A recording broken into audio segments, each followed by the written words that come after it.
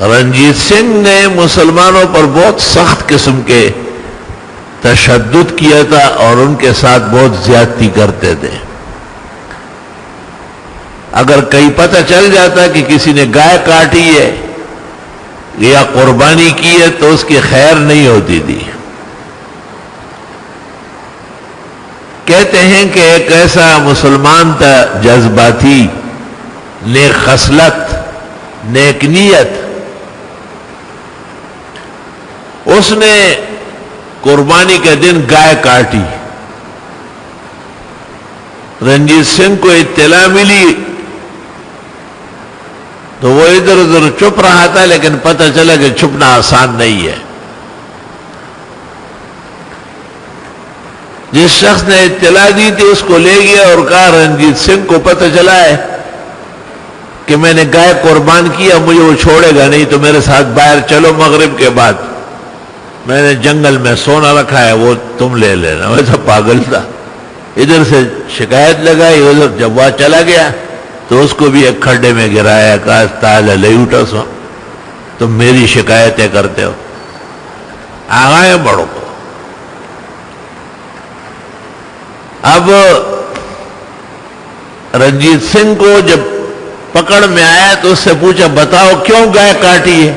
اس نے کہا بس مذہبی جذبہ تھا اور خیال ہی نہیں رہا کہ آپ خفا ہوتے ہیں، آئندہ خیال رکھوں گا.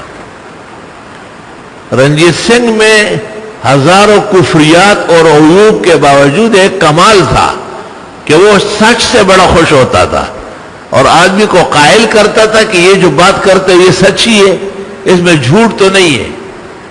اگر وہ ثابت کر دیتا تھا کہ یہ سچی ہے تو کہتا چلو آزاد ہو، آئندہ خیال رکھو. جب اگلا سال آیا تو اس آدمی نے 2 یا 3 گائے کاٹی. اب تو زیادہ شور مچ گیا پورے ملک میں کہ بھائی عجیب آدمی ہے، رنجیت سنگھ کی حکومت ہے اور وہ گائے کشی پر کتنا سخت خفا ہوتا ہے. اور اس شخص کو گرفتار کروایا اور رنجیت سنگھ سے بات چیت کر کے پھر کوئی ایسا سچ منہ سے نکلا، وہ تو سچا تو تھا وہ، کہ رنجیت سنگھ نے کہا کہ چلو اس دفعہ پھر معاف کرتا ہوں، بھائی خیال رکھنا کہ میری حکومت میں آئندہ تم نے گائے کاٹی، ہندو بہت بڑی قوم ہے، وہ خفا ہوتے ہیں، اور میرے لیے بلوے نہ بناؤ اور جاؤ یہاں سے. کہتے اگلے سال اس نے 4 گائے کاٹی. اس کو بھی مزہ آ گیا اور اللہ کی الوہیت کو اور خدائی کو قریب سے دیکھا تھا. اللہ تعالیٰ کی خدائی اور تقرب جب ایک مومن مسلم پر واضح ہو جائے پھر دنیا کی کوئی طاقت اس کو مرعوب نہیں کر سکتی. طاقت تو ایک ہی ہے، وہ اللہ تعالیٰ کی ہے، وَأَنَّ الْقُوَّةَ لِلَّهِ جَمِيعًا. چونکہ ہم اس سے بے خبر ہیں اس لیے چھوٹی چھوٹی چیزوں سے ڈرتے ہیں.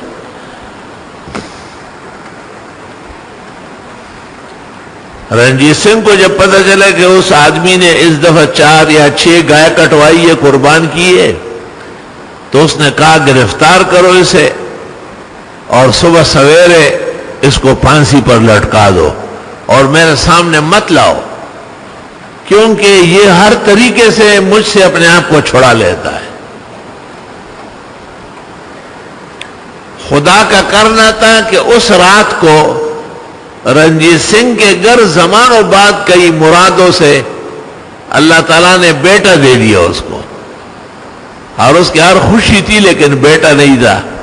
تو بیوی نے اس کو بستر سے خط لکھا کہ اللہ نے اتنا احسان کیا ہے کہ ہمیں پیارا سا بیٹا دیا ہے، تم نے گاؤں کے بدلے میں ایک مسلمان کو گرفتار کیا ہے. بہت نامناسب بات ہے کہ حیوان کے بدلے میں انسان مارا جائے، فوراً اس کو رہا کرو. رنجیت سنگھ نے تو خزانے کا منہ کھولا تھا اور سونا اور چاندی بانٹ رہا تھا کہ میرے گھر اللہ تعالیٰ نے مجھے بیٹا دیا ہے. ادھر سے بیوی کا خط چلا گیا اور اس نے کہا کہ نہیں، اس کو مت سزا دو، اس خوشی میں اس کو معاف کر دو. تو رنجیت سنگھ سر پکڑ کے بیٹھ گیا اور مناسب وقت پر اس شخص کو بلا لیا اور اس کو کہا میرا اور تیرے خدا کا بہت دیر سے مقابلہ چل رہا ہے. میں کہتا ہوں گائے مت کاٹو، تیرا خدا تجھے کہتا ہے کہ کاٹو. اب تیرے خدا کے مقابلے میں نے شکست مان لی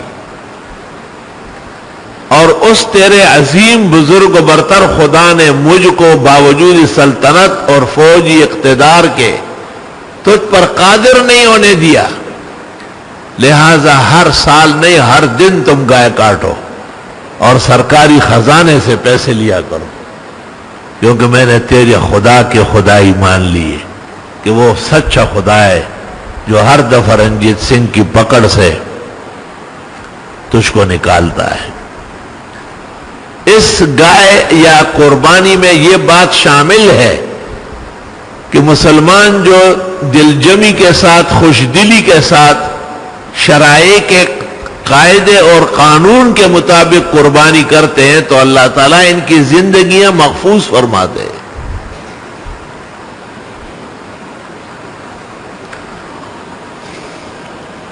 ظاہر ہے کہ اسماعیل علیہ السلام بھی بچ گئے تو مینڈا آیا ہے نا، تو وہ مینڈا حضرت اسماعیل کی جان کی بچت تھی. وَفَدَيْنَاهُ بِذِبْحٍ عَظِيمٍ. اللہ فرماتے اس کے بدلے میں ہم نے ایک بہترین قربانی ان کو دلوا دی.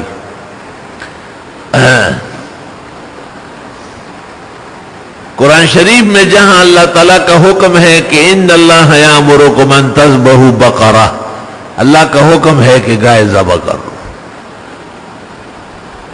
گائے کا ذبیحہ مسلمانوں کا مذہبی شعار ہے اور ہندو خواہ بہانے بناتے ہیں اور مسلمانوں کو طرح طرح تکلیفیں دیتے ہیں.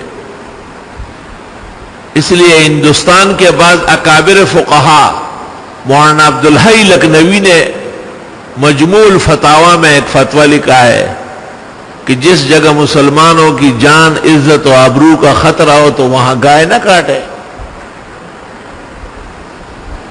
مولوی احمد رضا خان نے مولانا عبدالحی کے رد میں ایک رسالہ بھی لکھا ہے اس مسئلے میں.